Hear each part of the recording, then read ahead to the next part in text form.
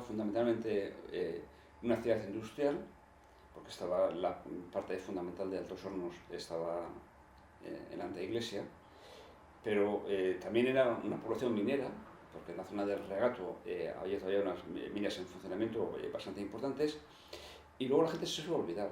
También era una población agrícola, porque lo que ahora conoce la Vega de Ans y toda esa zona, en aquel momento fundamentalmente eran caseríos y zonas de cultivo, pero fundamentalmente era una ciudad fabril.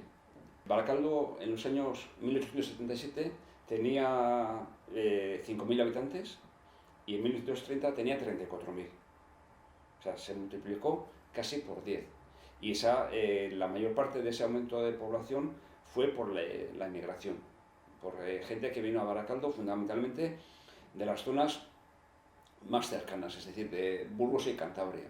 Pero también se fue ampliando a otras zonas, sobre todo de Castilla y León y menos de Galicia. Entonces, en esa época, o sea, antes de la guerra, sí hay un aumento fortísimo de la población, pero se mantiene cierto equilibrio entre la población, digamos, local, entre los que habían nacido en Baracaldo, y la inmigración, aunque ya veis que el crecimiento fue muy importante. Pero también hay que tener en cuenta que estamos hablando de un periodo de casi 60 años. Por lo tanto, hay una inmigración de los años 80 del siglo XIX, que para cuando llegan los emigrantes de 1930, los otros ya se han sentado. O sea, los hijos de los emigrantes del año 80 han nacido en Baracaldo y viven en Baracaldo. Y de hecho, en las elecciones del 33, los nacionalistas de Baracaldo dicen, también nos han votado emigrantes, porque han nacido aquí. Son hijos de emigrantes, no tienen apellidos vascos, pero sí son de Baracaldo. Y eso es algo que luego se va a reproducir después de la guerra civil, pero fundamentalmente el crecimiento de Baracaldo se debe a la inmigración. Hasta los primeros años del siglo XX, las condiciones de vida y de trabajo son muy malas. Yo hice una comparación y la mortalidad a finales del 19 era muy parecida a la que en Burkina Faso, el Alto Volta de hace unos años, tenía en los años 70 del siglo XX. Era muy alta, por una parte porque el trabajo en la industria era un trabajo muy peligroso, no había condiciones de seguridad, en los Altos Hornos se producían, no constantemente, pero con cierta regularidad, explosiones y que causaban varios muertos en cada una de ellas. Las minas también eran un lugar peligroso y luego se producía una situación de hacinamiento en las viviendas. No había casas, había trabajo pero no había casas y por lo tanto en cada casa vivía mucha gente y eso obviamente facilitaba pues, que hubiese epidemias, enfermedades, etc. Entonces, era un trabajo fundamentalmente masculino, era un trabajo vinculado a la metalurgia, a las minas, y en su mayor parte se suponía que eran trabajadores masculinos. Pero también había mujeres trabajando en Altos Hornos, aunque siempre se ha vinculado con un trabajo masculino, también había mujeres en Altos Hornos, había mujeres trabajando en los muelles, y luego muchas mujeres vivían de alquilar sus casas, habitaciones de sus casas, a trabajadores solteros, de prepararles la comida, de lavarles la ropa. Entonces era una situación en la cual se identificaba el trabajo de la ciudad con los hombres, pero las mujeres obviamente tenían también un papel importante, tanto en la industria como sobre todo alimentando y manteniendo a los trabajadores de esas industrias. Se producen dos fenómenos casi al mismo tiempo. Por una parte, el movimiento sindical empieza sobre todo en las minas que no están tanto en Baracaldo como están en la Arboleda. Y entonces, como reacción a ese movimiento sindical, algunas empresas, y Altos Hornos sobre todo, genera una serie de iniciativas para conseguir que sus trabajadores no protesten. Entonces, la propia empresa genera, por ejemplo, cosas que hoy en día no existen, o existen en grandes empresas como Google o Amazon. Es decir, las empresas tienen sus comedores, sus economatos, viviendas para sus trabajadores, escuelas para los hijos, sobre todo para los hijos, también para las hijas, pero menos de sus trabajadores. Es decir, que hay una serie de medidas paternalistas, de alguna forma, que permiten a los trabajadores de esas empresas vivir mejor y, por tanto, protestar menos. Y por otra parte, en Baracaldo se asienta una tradición sindical, sobre todo vinculada a la UGT, pero también a la STV y a la CNT, menos, sobre todo es la UGT, el sindicato fundamental, que consigue, pues, a través de la organización y a través de la movilización, pues ir mejorando poco a poco las condiciones de trabajo de los obreros de Baracaldo. Sí, se suele decir que durante la Segunda República el País Vasco vivió una triangulación política entre el nacionalismo vasco, las derechas y las izquierdas. En el caso de Baracaldo es una triangulación asimétrica. Baracaldo era una población mayoritariamente de izquierdas, en la cual aproximadamente un 60% del voto va oscilando, pero en torno a un 60% del voto es para la coalición socialista republicana y con el Partido Comunista que se integra. Otro 30% del voto aproximadamente era nacionalista vasca además en sus dos ramas, la rama Jeltzale, el Partido Nacionalista Vasco, pero Baracaldo fue el sitio donde tuvo mayor importancia una extensión del PNV, una extensión laica que era Acción Nacionalista Vasca, que tuvo su sede central en Baracaldo, aunque luego también tuvo sus problemas. Y luego otro 20%, 15-20% era un voto de derechas en Baracaldo. Y de hecho hay 3 elecciones a Cortes Generales en Baracaldo durante la Segunda República. En 2 ganó las izquierdas, claramente, pero en las elecciones del 33 el bloque de izquierdas sumó casi 7.000 votos y el bloque de derechas, PNV y derechas, sumó otros 7.000. Hubo una diferencia de unos 40 votos entre los dos bloques. Entonces sí es verdad que hay una mayoría de izquierdas, pero no es tan apabullante como muchas veces se da a entender. Baracaldo era una población de izquierdas, entonces ser de izquierdas en aquella época se marcaba claramente por la distancia frente a la iglesia. Entonces, en Baracaldo se celebran entierros laicos, hay algunos divorcios, hay grupos anarquistas, naturistas, que marcan, hay escuelas laicas antes de la guerra, pero en cualquier caso la mayor parte de la población sigue vinculada a la iglesia fundamentalmente en los 3 ritos fundamentales, que son bautizo, matrimonio y muerte. Y de hecho, muchos de los artículos que rememoran cómo era Baracaldo antes de la guerra o incluso después de la guerra, pues una de las cosas que marcan mucho es la importancia de los funerales. Es decir, que cuando moría alguien, y si alguien, sobre todo si era muy conocido, la asistencia a los funerales era multitudinaria, y cuando se trasladaban el ataúd a la iglesia o al cementerio, pues el séquito era muy importante. Es decir, que más que en otros actos, el acto de la muerte era un acto fundamentalmente religioso, todavía antes de la guerra. Y hay muy pocos divorcios, los hay, pero la iglesia antes de la guerra sigue marcando la mayor parte de la vida de Baracaldo, aunque sí es verdad que hay un sector cada vez más importante y desde luego mucho más importante que en el resto de Vizcaya, que ya marcaba una distancia muy grande respecto a la iglesia. El movimiento asociativo estaba muy vinculado a los partidos políticos y a los sindicatos. Es decir, que da igual que hablemos de los republicanos, de los socialistas, o de los nacionalistas o de ANV. Es decir, cada uno tenía su sede o sus sedes, el Batzoki, la Casa del Pueblo, etc. Y en torno a esa sede había un intento conseguido de crear una comunidad. En primer lugar, hay que mencionar una cosa muy simple, que es que las tropas franquistas entraron en Baracaldo a finales de junio de 1937, casi un año después de iniciada la guerra civil. Y eso quiere decir que durante ese año el régimen franquista, lo que se estaba constituyendo como régimen franquista, fue modificando sus formas de represión.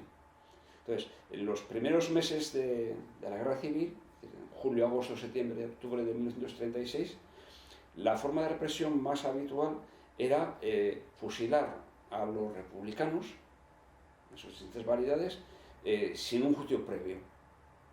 Y es pues, los problemas que hay hoy en día de poder identificar a los muertos y saber dónde están enterrados. Porque generalmente se hacían sin juicio previo, por la noche, en una cuneta, etc. Pero a partir de las Navidades del 36, esa represión se va sistematizando. Entonces se celebra un juicio, en ese juicio sigue habiendo muchas condenas a muerte, pero el juicio da cierta oportunidad de defenderse y sobre todo de poder interponer un recurso para que esa sentencia no se cumpla. Entonces, en el caso de Barakaldo, como en buena parte de Vizcaya, la represión en números absolutos es más baja que en provincias cercanas, mucho más derechistas, como puede ser La Rioja, por ejemplo, o Burgos, porque La Rioja, desde julio del 36, está en manos franquistas, y Barakaldo está en el 37. Barakaldo tiene además otro problema o otra ventaja, como se quiera decir, que es que las autoridades franquistas necesitan las industrias de Barakaldo para el esfuerzo de guerra. Necesitan esas industrias para fabricar material de guerra, para fabricar carcasas de proyectiles, material para tender puentes, etc.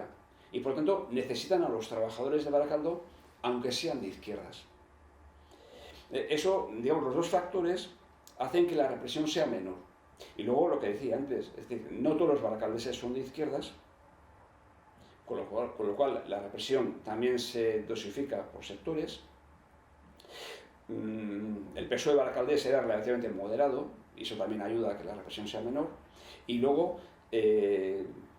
las necesidades de mano de obra, porque evidentemente miles y miles de baracaldeses escaparon para no sufrir la represión, hace que vengan trabajadores de zonas controladas por los franquistas. Entonces, en 1937, pero sobre todo 39, 40, 41, vienen muchos trabajadores pues, de Castilla-León, de Galicia, que eran zonas, entre comillas, franquistas. Es decir, que con eso quiere decir que la represión no afecta a todos los sectores de Barakaldo de la misma forma. Y hay sectores que son franquistas. Bueno, tenemos los dos aspectos. Por una parte, las autoridades franquistas. Entonces, Barakaldo tiene una peculiaridad que es que tiene un alcalde, José María Llaneza, que era un técnico de Altos Hornos, que fue alcalde de Barakaldo durante muchísimos años. Y desarrolló una política que hoy diríamos populista, que combinaba, digamos, la mano dura con aquellos sectores que no eran favorables al franquismo, con una política de atracción, es decir, con una serie de medidas que construcción de viviendas, algunos servicios sociales, que permitiesen a los trabajadores completar aquello que no le ofrecía su sueldo o sus condiciones de trabajo. Entonces, por una parte, hay una política de atracción a algunos sectores que podían considerarse atraídos por el franquismo. Y en lo que respecta al franquismo, en lo que respecta a la represión, la situación también es muy diferente. En el caso de los nacionalistas vascos, la represión fue menor que en el caso de las izquierdas.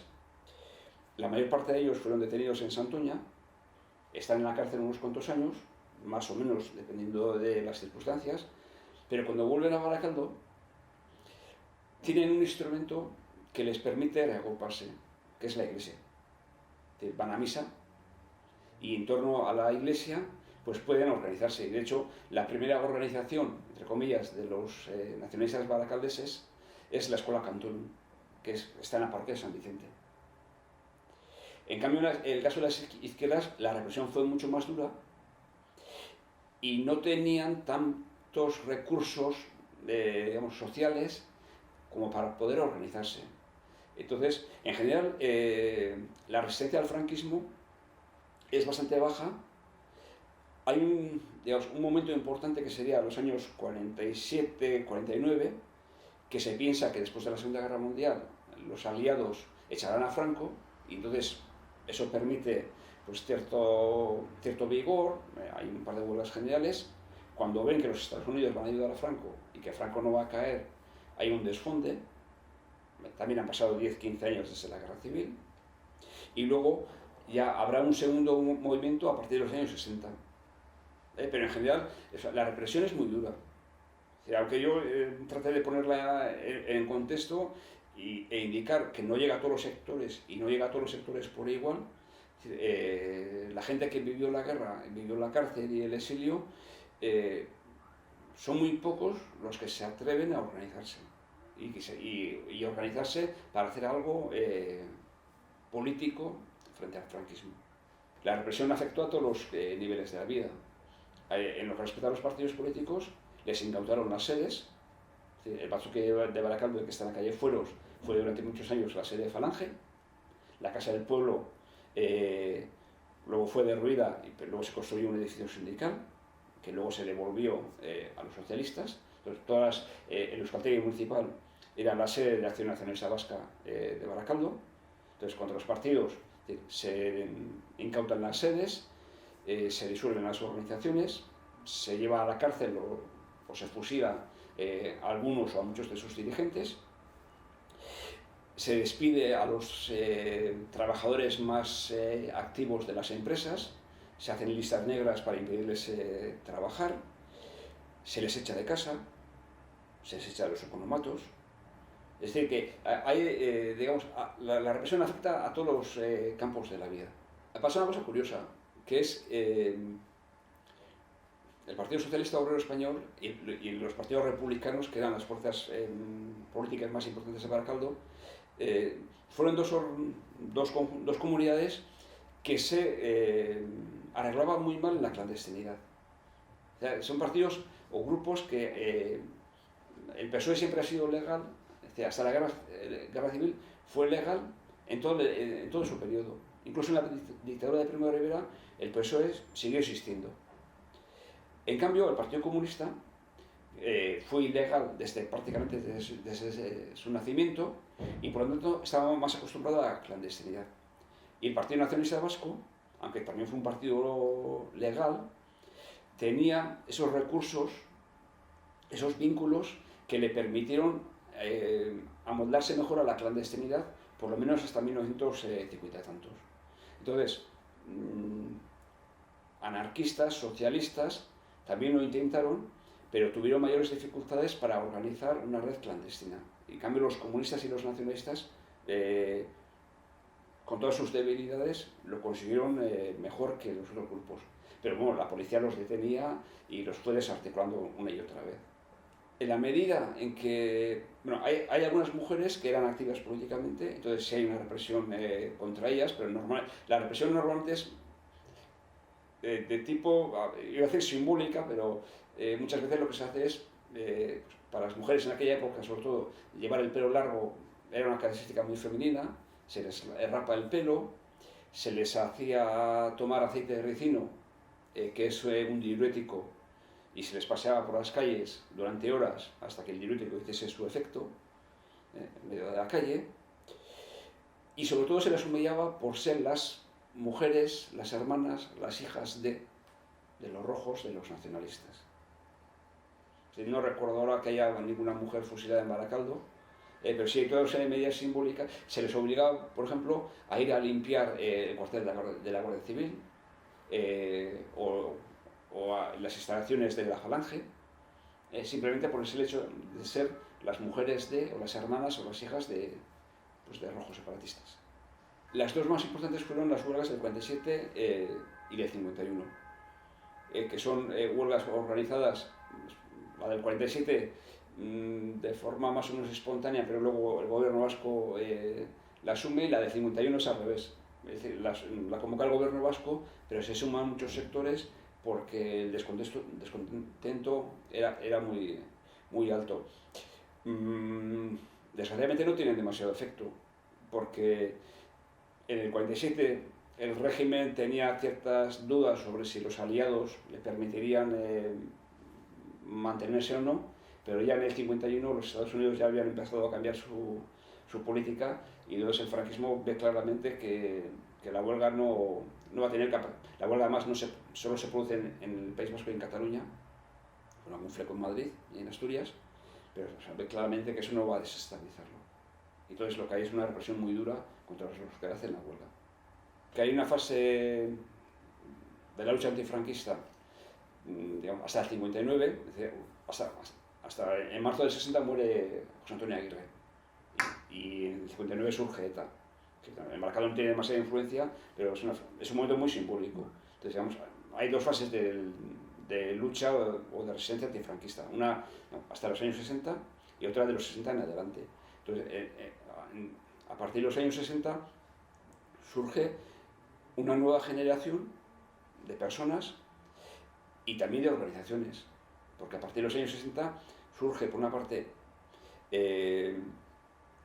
gente que viene de la Iglesia, en torno al Concilio Vaticano II surge una nueva generación de militantes cristianos que al mismo tiempo se implican socialmente y sindicalmente, que son la Hermandad Obrera de Acción Católica o la Juventud Obrera Católica, la UAC y la JOC, que en Baracaldo tienen mucho peso, y surge una nueva generación, sobre todo de militantes comunistas.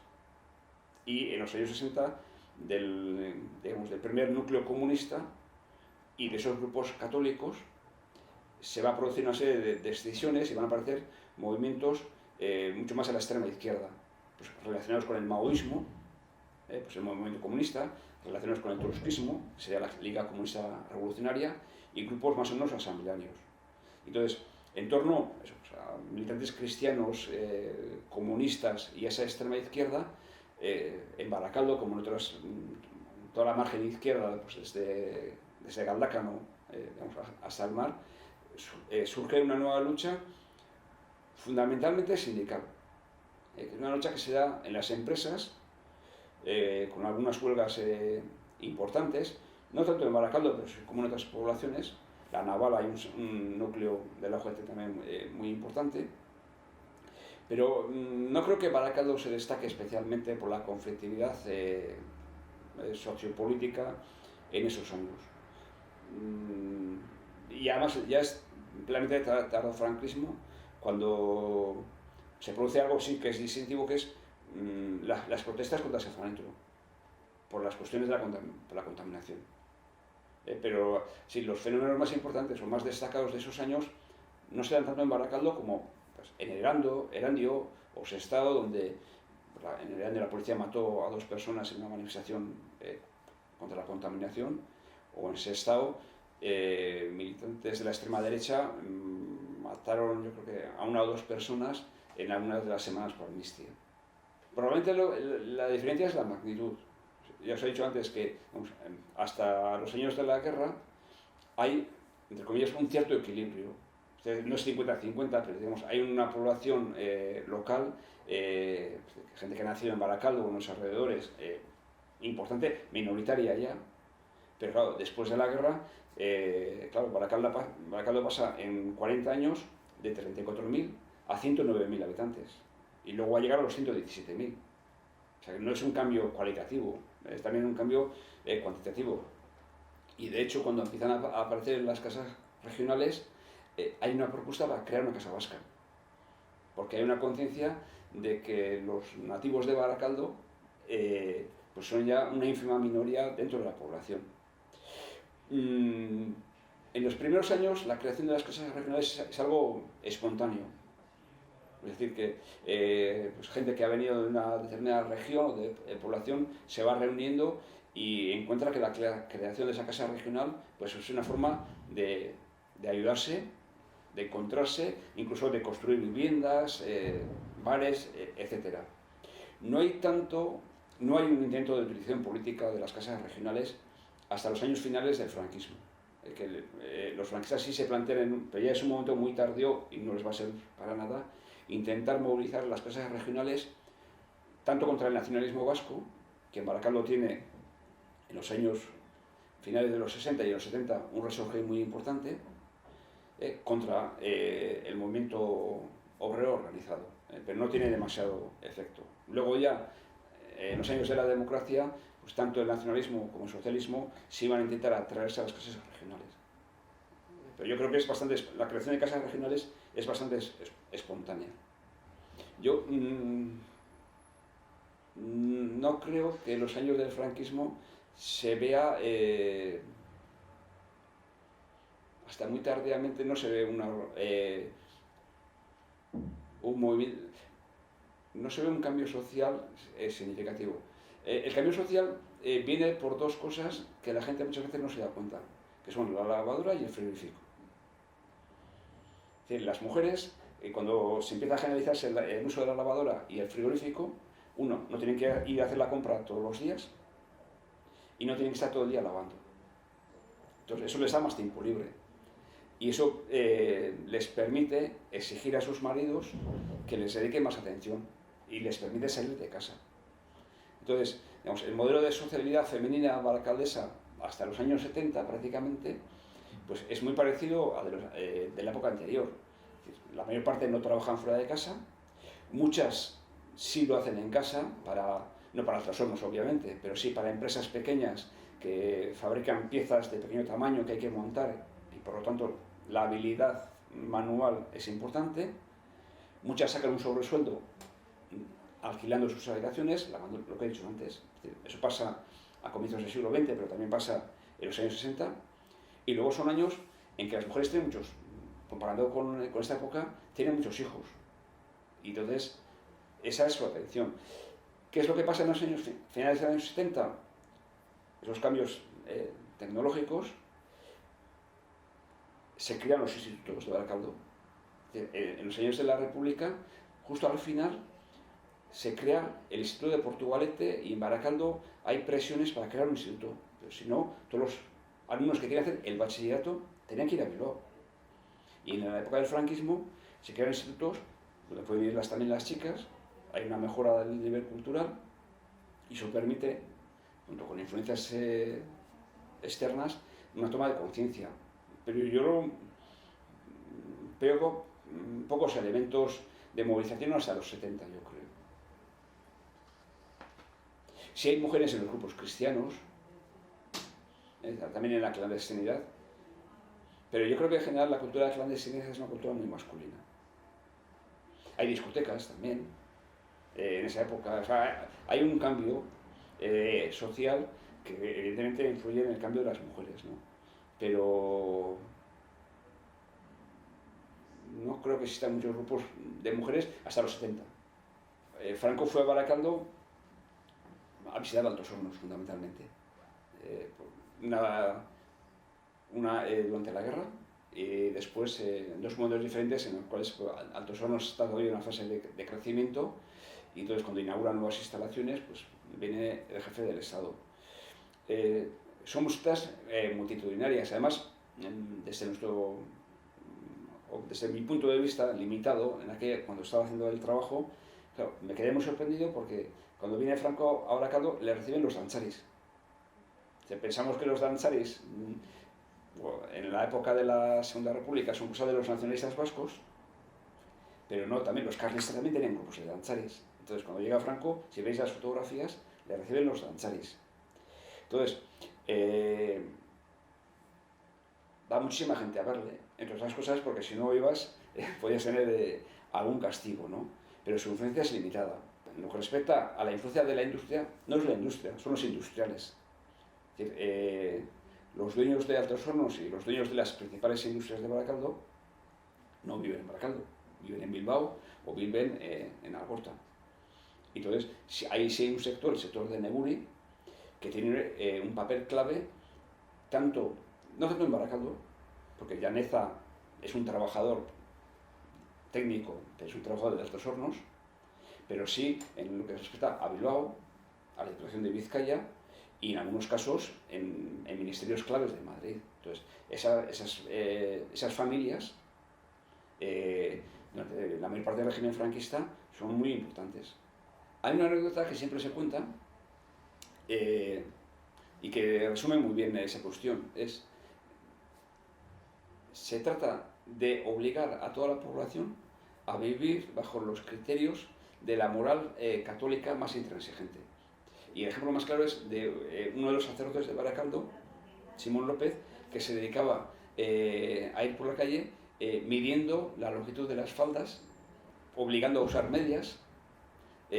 No solamente era un caso de Baracaldo, era genial. Es decir, era el intento de obligar a toda la gente, además en una población como Baracaldo, donde había ya una tradición de izquierdas laica, donde En los años de la República hay artículos diciendo, hay gente en el regato que se está bañando desnuda.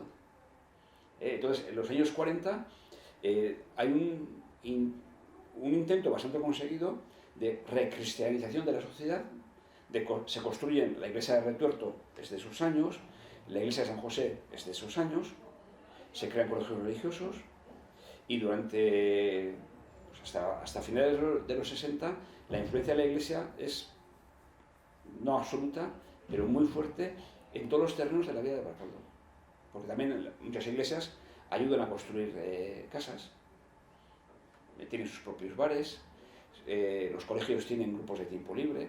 Entonces, si quieres moverte en Baracaldo en esos años, es a través de la iglesia.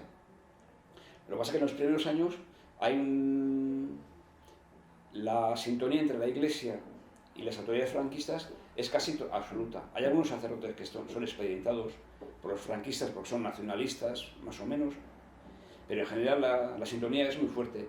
Y en los años 60 no. En los años 60 se produce un distanciamiento, no tanto en el terreno moral, pero sí en el terreno social, entre buena parte de los sacerdotes de Baracaldo. Perico Solabarría sería el ejemplo típico, pero no es el único, y luego son las autoridades franquistas. Pero en los años 40 y 50, en el terreno moral sobre todo, y en el terreno político, la sintonía es muy, muy estrecha. Hasta muy tardíamente, si tú querías hacer algo que no fuese el tiempo libre, sino organizarte de alguna forma, organizarte de forma colectiva, el único espacio con cierta libertad era la iglesia. Entonces, son los grupos vinculados a la iglesia los que permiten a aquellos que quieran actuar, pues generar un espacio de cierta libertad. Entonces, si hacéis entrevistas a gente de Baracaldo, pues no ya de cierta edad, sino que estén en los 70, 80 años, buena parte de ellos, si estuvieron organizados en la época franquista, o sea, la trayectoria es muy común. Se organizan en la parroquia y en un momento dado toman conciencia por lecturas, por contacto con otras personas y evolucionan, muchos hacia la izquierda comunista, no todos, y a partir de ahí. Pero el origen es la iglesia. Hay una disposición de Franco en la cual disuelve todos los partidos, sindicatos y asociaciones que existen en España hasta el comienzo de la Guerra Civil. Y todos tienen que pedir permiso para reorganizarse. Y solo se concede pues, a aquellos que no tienen ninguna carga política. Es decir, pues la asociación de cazadores, los grupos deportistas y poco más. Y, en segundo lugar, todo aquel que quiera crear una asociación necesita el permiso del gobierno civil. Hoy en día hace falta comunicar, en este caso al gobierno vasco, que quieres crear una asociación. No te tienes que dar permiso. En aquella época te tenía que dar permiso. Y de hecho no siempre se concede. Entonces el gobierno civil trataba de controlar muy estrechamente cualquier manifestación colectiva, también individual, pero en este caso colectiva, de organización.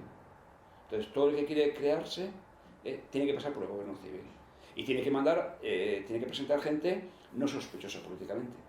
Lo que distingue a Baracaldo, no a Baracaldo, sino que también son procesos bastante geniales, que a partir de mediados de los 60, que coincide con el Vaticano II, en torno, en primer lugar, a la propia Iglesia, van surgiendo de forma paralela, en algunos casos convergente, pero no siempre, un movimiento de recuperación de la cultura vasca, que son fundamentalmente grupos de danzaris, de chistularis y de montañeros, y por otro lado las asociaciones de vecinos, que van a estar más vinculados a grupos de extrema, bueno, en torno al PC o al movimiento comunista ya en los años 70. Pero hay todo un resurgir del movimiento asociativo de los años 30 en los años 70. Claro, en otro marco legal, en otra sociedad. De hecho, la gente lo olvida, pero el primer alcalde de Baracaldo, después del franquismo, el primer alcalde democrático de Baracaldo, es un nacionalista vasco. Y lo es, yo entiendo que en buena medida es porque en Baracaldo, en los años 60, 70, se había generado en todos esos chistulares, grupos de danzares, montañeros, etc., toda una red que permitía a los nacionalistas conseguir la alcaldía de Baracaldo, que no era la primera vez, porque Baracaldo ha tenido alcalde nacionalista vasco antes que socialista. En 1918 hubo un alcalde nacionalista vasco en Baracaldo. Pero se produce todo un resurgir en los años 60 y 70, partiendo de la Iglesia, y luego en direcciones diferentes. Y luego políticamente también se han desarrollado en direcciones diferentes. En Baracaldo, antes de la Guerra Civil, el euskera se había perdido en la mayor parte de los barrios. Recordar que Alonsotegui era Baracaldo en aquella época, entonces ahí se hablaba un poquito. En torno al Batzoki se habían creado clases nocturnas de euskera, entonces había unos euskaldunberris en Baracaldo. Claro, después de la guerra todo eso desaparece. Por una parte, porque el franquismo prohíbe la utilización pública del euskera, y por otra parte porque el número de vascoparlantes queda vamos, hay tanta emigración pues que los vascoparlantes no son islas, son islotes en medio de un océano, ¿no? Pero en los años 60, bien, algunos nacionalistas de antes de la guerra tratan de promoverlo, y luego buena parte de los colegios religiosos, que hay muchos que existen en Baracaldo en esos años, los hermanos, en La Salle, por ejemplo, son vizcaínos y sobre todo guipuzcoanos. Y entonces ellos crean sus propias clases de euskera, y entonces en torno a los colegios y a los grupos de baile y demás, se va generando un movimiento incipiente todavía en aquellos años, pero que forma parte de ese conjunto de resurgir de la cultura vasca, la falange y la iglesia. Es un modelo festivo muy vertical. Es decir, porque el franquismo era un régimen al mismo tiempo brutal y débil. Brutal porque utilizaba la fuerza, y débil porque tenía un miedo horroroso a que la gente se rebelase. Y entonces, en todo momento, trataba de controlar lo que se hacía. Y hasta los años 60 lo consigue. Y es cuando la iglesia empieza a distanciarse, cuando ya puede vehicularse no siempre una oposición al franquismo, sino es, digamos, la búsqueda de aire libre. Es decir, de poder hacer cosas sin que tengas a alguien por encima o al lado todo el rato controlando lo que estás haciendo. Salvo los primeros años del franquismo, hasta el año 43 aproximadamente, hasta el año 43 hay un intento por parte de Falange de movilizar a la población en torno a sus ideas. Es decir, de reproducir en España lo que había hecho Mussolini en Italia o Hitler en Alemania. Claro, el año 43, cuando empiezan a olfatear que Hitler puede perder la guerra, ese intento de movilización política se frena. Y a partir de esa época, y sobre todo del 45-46, al franquismo tampoco le interesa movilizar a la gente. Es decir, cuando hoy en día se habla de fascismo, la gente habla muy alegremente de lo que es fascismo. Entonces, el fascismo, entre comillas, es un movimiento que surge desde abajo y se basa en la movilización de la población. Si no hay movilización de la población, no hay fascismo. Hay otra cosa que puede ser peor o mejor, pero no hay fascismo. Y entonces, en el caso de Franco, a partir del año 45, la movilización de la población decae. Entonces, sí existe. De hecho, en el archivo de Baracaldo hay una lista de los miembros de la Guardia de Franco. Y hay unas listas de los baracaldeses que ahora, estos días está muy de moda, el Valle de los Caídos. Entonces, el 20 de noviembre, que fue el día que murió Franco, pero que fue también el día que fusilaron a José Antonio Primo de Rivera, había excursiones al Valle de los Caídos. Entonces se puede ver cuántos baracaldeses y quiénes fueron a esas excursiones. Entonces se ve que eran muy pocos, y además luego hay un descenso muy claro, y tienen que pagarles el viaje y darles otros alicientes, complementar la visita al Valle de los Caídos con una visita a Madrid, para que la gente se apunte. Es decir, el franquismo no busca la movilización de la gente, busca lo contrario, busca que la gente se desmovilice.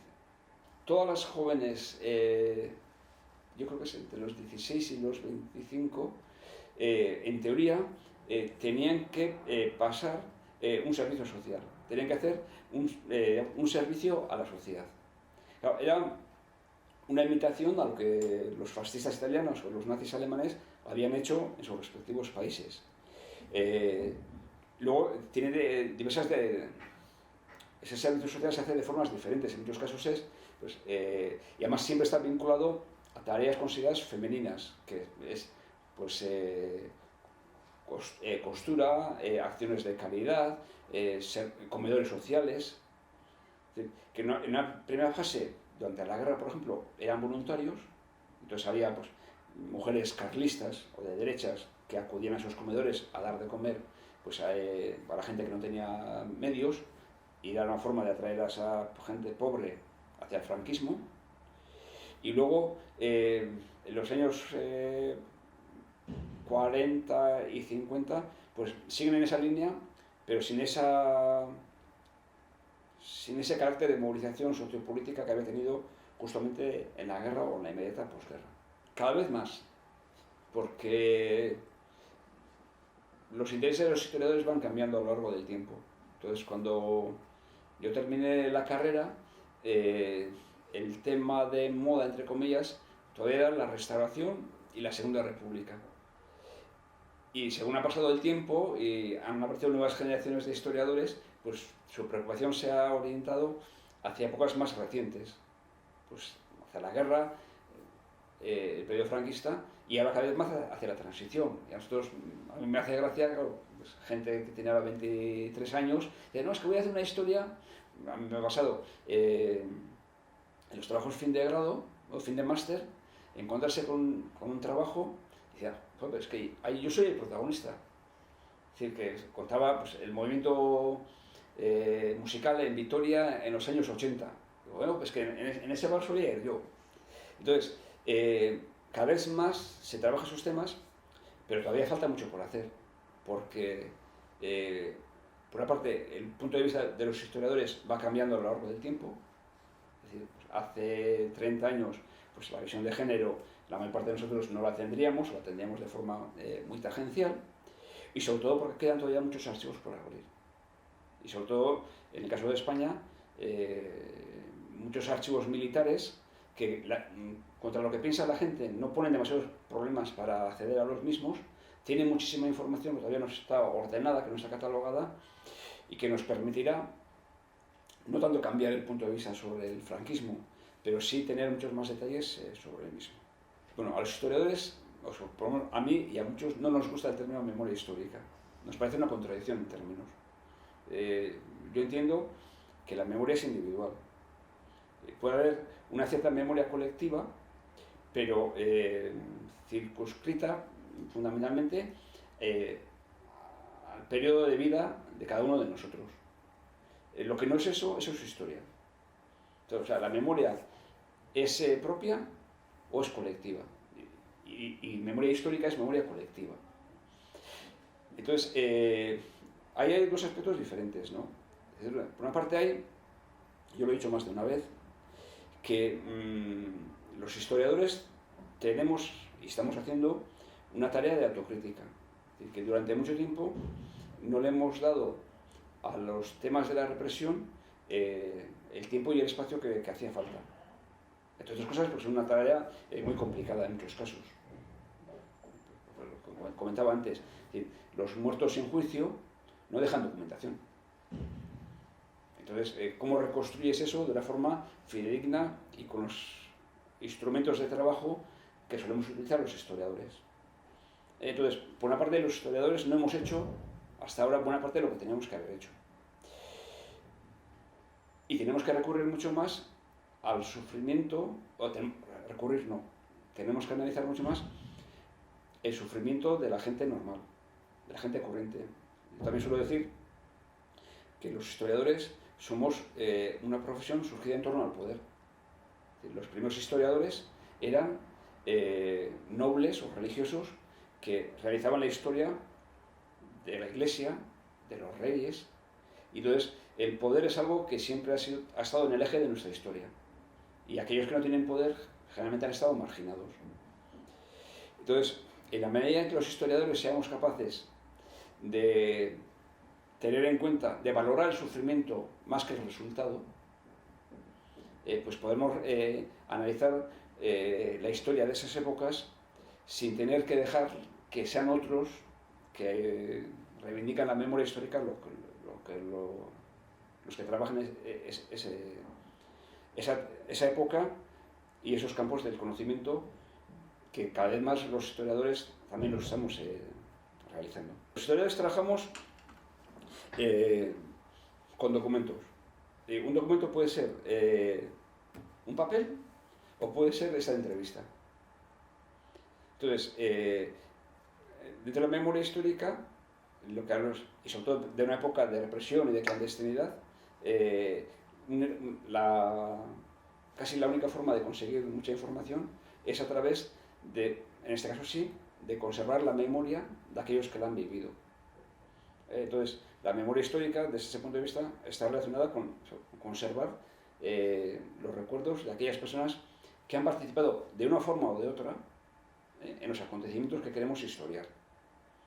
Entonces, yo considero que la memoria histórica debe ir dirigida a ese aspecto. Luego hay aspectos mucho más políticos, pero por ejemplo en el caso vasco están mucho más desarrollados que en otras zonas de España, pues por ejemplo sería hasta qué punto tienen que desaparecer los símbolos del franquismo.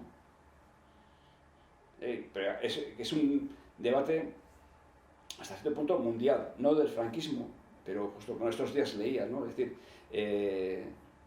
cómo hay que recordar a Winston Churchill como el vencedor de la resistencia contra Hitler o el que mandó bombardear a los kurdos en Irak en 1923.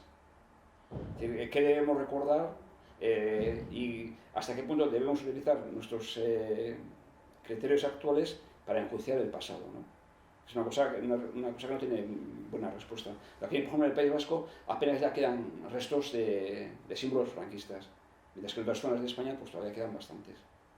Yo soy muy utilitarista en esa cuestión, ¿no? Es decir, lo que hace falta es tener el máximo de recursos para poder analizar, para poder investigar y crear historia. Entonces, eso quiere decir que las instituciones tienen o tenemos, en este caso, que conseguir que el máximo de información se conserve. Y vuelvo a decir, esa información no es necesariamente información escrita. Entonces, por ejemplo, pues, los intentos que se han realizado pues, en Argentina, en Uruguay y en Brasil para recuperar la información de la policía o del ejército que reprimió esos países durante las dictaduras de los años 70, pues son ejemplos que nosotros nos deberían de servir para ser conscientes de que hay mucha información que nos permitirá reconstruir, en la medida de lo posible, el pasado.